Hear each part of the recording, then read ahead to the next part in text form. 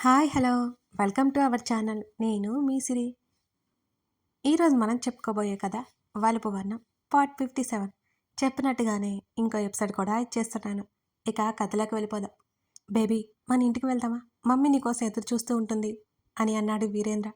తర్వాత వస్తాను డాడీ అంది సహన. ఇప్పుడు ఏమైంది బేబీ? నాకు ఇంకా మీ మీద కోపం పోలేదు, పోయాక వస్తాను అంది సహన. ఆశ్చర్యంగా సహనని చూశాడు అదర్. దీనికి మెంటలా అనుకున్నాడు మనసులోనే. సరే అలాగే చెయ్యి, మేమే వస్తూ ఉంటాం ఈలోపు అని అదర్ని రా అన్నట్టు బయటికి నడిచాడు. బాయ్ డాడీ ల్యాప్టాప్ తీసుకుని కూర్చుంది. సహన పనులకి మైండ్ బ్లాక్ అయింది అదరుకి. చెప్పండి అంకుల్ అని అన్నాడు అదర్. జాగ్రత్త అన్నాడు వీరేంద్ర. నేను సహనని జాగ్రత్తగానే చూసుకుంటా అంకుల్ అని నవ్వాడు అదర్. నేను చెబుతుంది నీ గురించి. అదరు భుజం తట్టి వెళ్ళిపోయాడు వీరేంద్ర. అలాగే షాక్లో ఉండిపోయాడు అదర్. లోపలికి వచ్చి వర్క్ చేస్తున్న సహనని చూస్తూ, మీ ఇద్దరేంటే ఇంత తేడాగా ఉన్నారు అని సహన మీద పడిపోయాడు అదర్. లేరా బండోడా నెట్టేసింది సహన.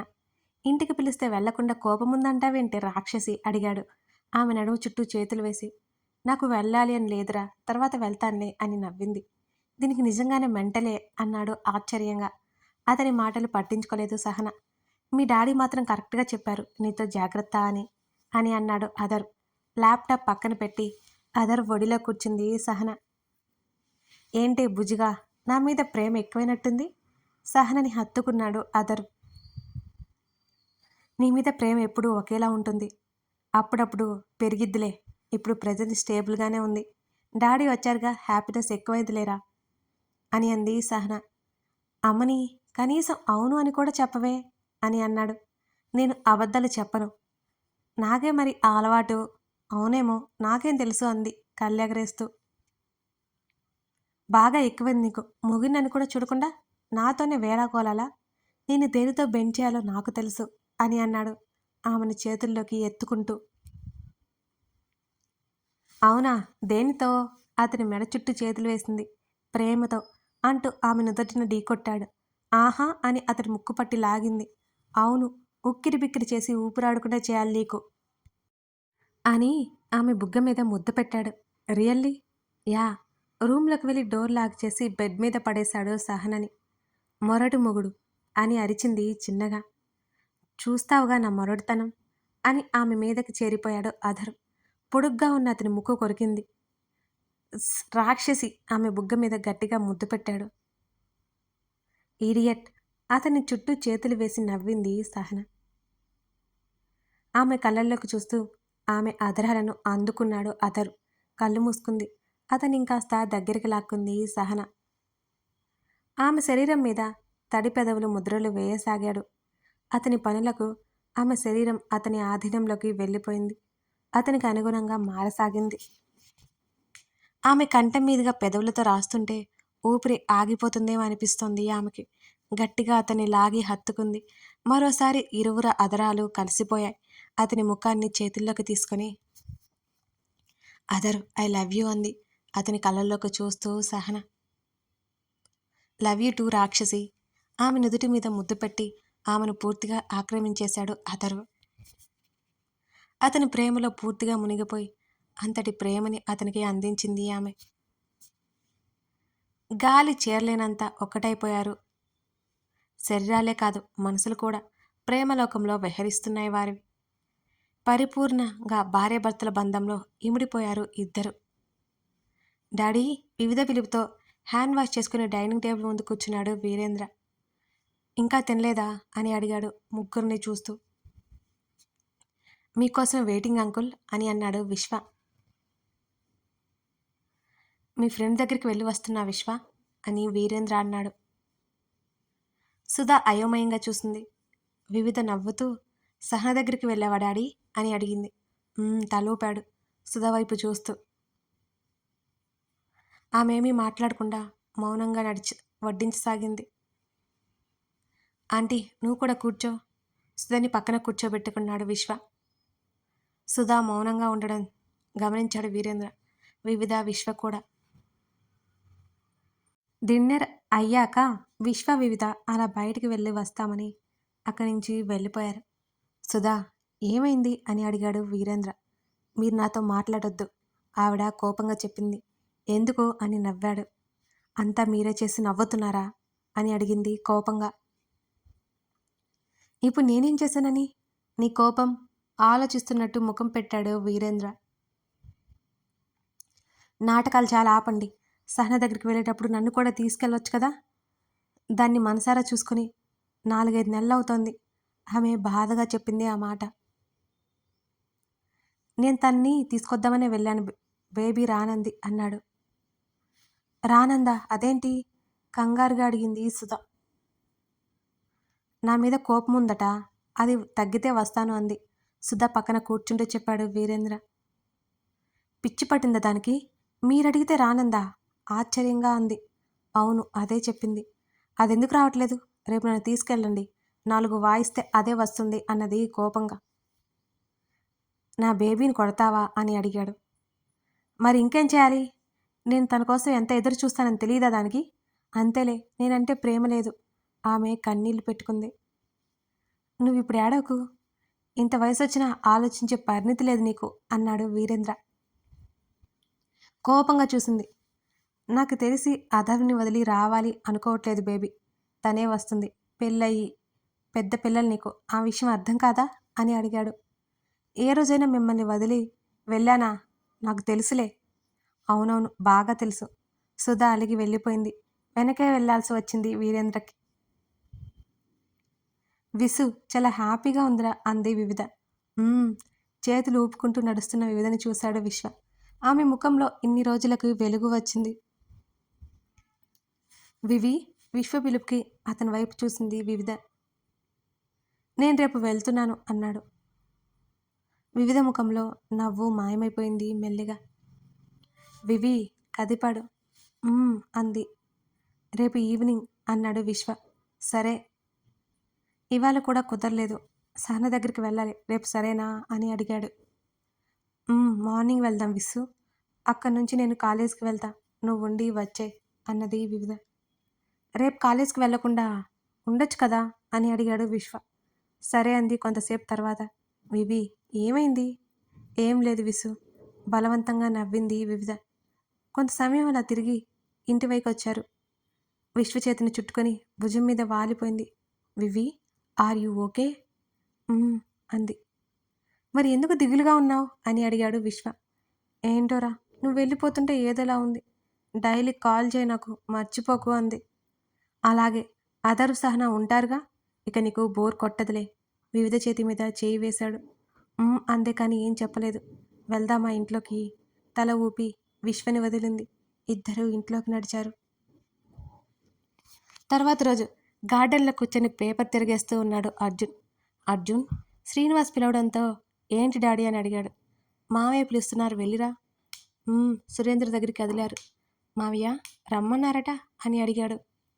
అన్వేష్ ఉన్నాడు కదా, ఆకృతి కోసం ఎన్ని రోజులైనా వెయిట్ చేస్తాను అంటున్నాడు అర్జున్. ఆకృతి మాతో ఏమీ చెప్పట్లేదు. ఒకసారి నువ్వు మాట్లాడతాంతో, నీతో అన్నీ షేర్ చేసుకుంటుంది కదా అని సురేంద్ర అనగానే, నాతో అన్నీ షేర్ చేసుకుంటుందా? నా దగ్గరే అది అన్నీ దాస్తుంది రాక్షసి. మళ్ళీ ఈ అన్వేష్ గాడు ఎందుకు వస్తున్నాడు? ఇది వద్దు అని చెప్పదు, వీళ్ళేమో పెళ్లి గురించి మర్చిపోరు. అందరూ నాకు చుక్కలు చూపిస్తున్నారు అనుకొని, అలాగే మావయ్య అని ఆకృతి దగ్గరికి నడిచాడు అర్జున్. పొద్దున్నే అందరికీ, దీనికి మాత్రం అర్ధరాత్రి ఇంకా నిద్రపోతూనే ఉంది. దేనికైనా అదృష్టం ఉండాలి. నాకు నిద్ర లేకుండా చేసి ఇది మాత్రం చక్కగా నిద్రపోతుంది అని మోకాళ్ళ మీద బెడ్ పక్కన కూర్చొని గడ్డం కింద చేతిని పెట్టుకుని ఆకృతిని చూస్తూ, ఎంత క్యూట్గా ఉన్నా, ఇన్ని రోజులు గమనించలేదు కానీ ముద్దొస్తున్నా. ఆమె చెంపని తాకబోయి ఆగిపోయాడు. మళ్ళీ ఎక్కడ లేస్తుందన్న భయంతో.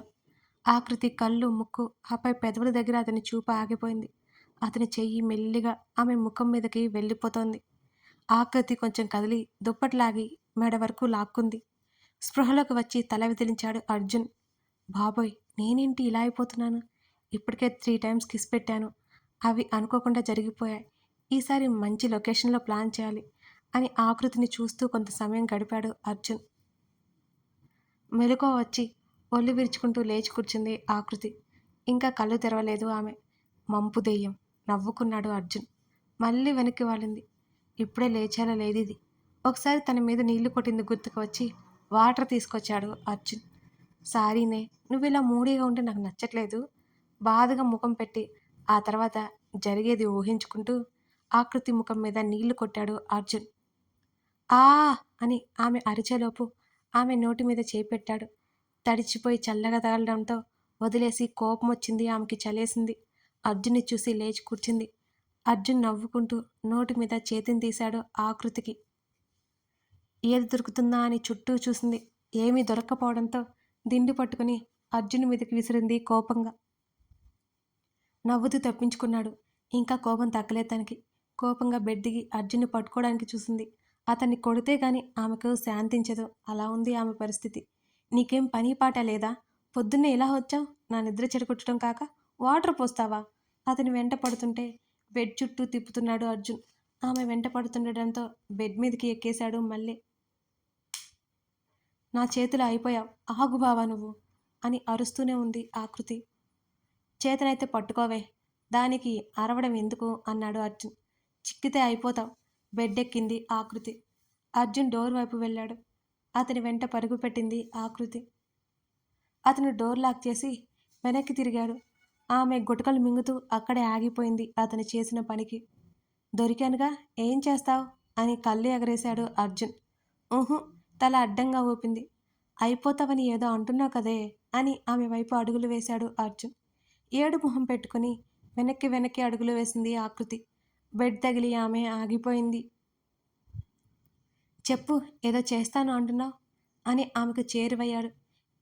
ఏం ఏం ఏం లేదు అని తడబడుతూ కళ్ళప్పగించి అతన్నే చూస్తూ అంది. ఇప్పటి నుంచి ఇలాంటి డ్రెస్సులు నా ముందు వేసుకోకు సరేనా అని అనగానే తల ఊపింది. గుడ్, ఇవాళ కాలేజీకి వెళ్ళట్లేదు మనం. నిన్న ఐశ్వర్య దగ్గర డ్రాప్ చేస్తాను, నాకు వేరే పని ఉంది అన్నాడు. అంది. రెడీ అయిరా అని చెప్పి ముందుకు తిరిగాడు అర్జున్. తన నైట్ డ్రెస్ చూసుకుంది. టాప్ తడిచిపోయింది.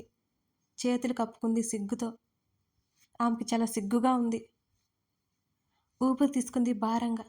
మళ్ళీ అర్జున్ వెనక్కి తిరగడంతో ఆమె బిగుసుకుపోయింది.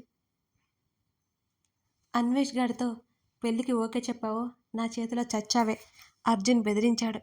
మౌనంగా అతన్నే చూస్తుంది ఆకృతి. ఆ చూపులో కోపం కట్టే బాధ ఎక్కువ కనిపిస్తోంది అతనికి. ఒక్కసారిగా ఆమె తలను ఎదగ హత్తుకొని వెంటనే అక్కడి నుంచి వెళ్ళిపోయాడు అర్జున్. విరక్తిగా నవ్వుకుంది ఆకృతి. సహనకి మెలకువ వచ్చింది. ఆదరవు కోసం తడిమింది. పక్కన లేడు. జుట్టుని క్లిప్తో బంధించి బెడ్షీట్ చుట్టుకొని వాటర్ తాగి కళ్ళు మూసుకుంది ఆమె. గుడ్ మార్నింగ్ మై డియర్ రాక్షసి. ఎదురుగా అదరుని చూసి నవ్వి చేతులు చేసింది అతని దగ్గరికి రమ్మన్నట్టుగా. ఆమె దగ్గరికి వెళ్ళి సహనాన్ని లిఫ్ట్ చేసి బాల్కనీలోకి వచ్చి చైర్లో కూర్చొని ఆమెని మీద కూర్చోబెట్టుకున్నాడు అదర్. అప్పటికే సిద్ధంగా ఉంచిన కాఫీ కప్ అందుకున్నారు ఇద్దరు. చలిలో వెచ్చని కాఫీ ఆస్వాదిస్తూ ఉన్నారు. సూర్యకిరణాలు ముఖానికి తాగుతుంటే వెచ్చగా అనిపించింది ఆమెకి. కాఫీ కప్ పక్కనే పెట్టి బుజ్జిగా అంటూ సహన మెడ మీద ముద్దు పెట్టాడు. అతని చేతులు తన చుట్టూ వేసి పట్టుకుని వెనుకగా అతని తల మీద, అతని ఎదం మీద తల వాల్చింది. ఆమె చెంపల మీద పెదవులతో రాస్తూ ఇవాళ ఉండిపోవచ్చుగా అన్నాడు. నో అంది పక్కగా తిరిగి అతని గడ్డం మీద ముద్దిస్తూ. ఆఫ్టర్నూన్కి వచ్చేస్తా, ఎలాగో విసు వస్తా అన్నాడు. మీరు కబుర్లు చెప్పుకోండి, లంచ్కి నేను జాయిన్ అవుతాను అంది సహన. ఓహ్ మర్చిపోయా, విశ్వ వస్తా అన్నాడు కదా. అలాగే. ఆమెని ఇంకాస్త గట్టిగా దగ్గరికి లాక్కున్నాడు అదర్. కథ కొనసాగుతోంది. కథ నచ్చితే లైక్ చేయడం మర్చిపోకండి. మీకు నెక్స్ట్ పార్ట్ ప్రోమో ఇస్తా, చూసేయండి సరేనా. సడన్గా ఎదురుగా కార్ రావడంతో బ్రేక్ వేశాడు అర్జున్. ఆకృతి ముందుకు తూలింది అర్జున్తో పాటు. కోపం పీక్సుకుపోయింది అతనికి. ఆకృతి వైపు ఒకసారి చూసి దిగు అన్నాడు. ఆమె దిగాక అతన్ని దిగాడు. ఎవరు కారులో? కోపంగా ఎదురుగా వచ్చిన కార్ డోర్ తట్టాడు. డ్రైవర్ దిగాడు. చాలా వయసున్న వ్యక్తిలా కనిపించాడు. అతన్ని చూడగానే అర్జున్ కాస్త తగ్గాడు. వీరయ్య, కార్ ఆగిందేంటి? కారులో నుంచి విసుగ్గా దిగింది సహన. ఎవరా అని చూసిన అర్జున్కి సహన కనిపించింది. సహన అర్జున్ని చూసింది. అంతే మరి. సబ్స్క్రైబ్ చేసుకొని ప్రోత్సహిస్తున్న ప్రతి ఒక్కరికి చాలా చాలా ధన్యవాదాలు. అలాగే మీ లైక్స్, కామెంట్స్ మన ఛానల్కి చాలా చాలా అవసరం. లైక్ చేయడం, కామెంట్ చేయడం మర్చిపోకండి ఫ్రెండ్స్. ఇంతకీ నెక్స్ట్ పార్ట్ కోసం వెయిట్ చేస్తున్నారా మీరు? ఆకృతి ఎందుకలా ఉందో అర్థమైతే కామెంట్ చేయండి. Thank you for watching this video.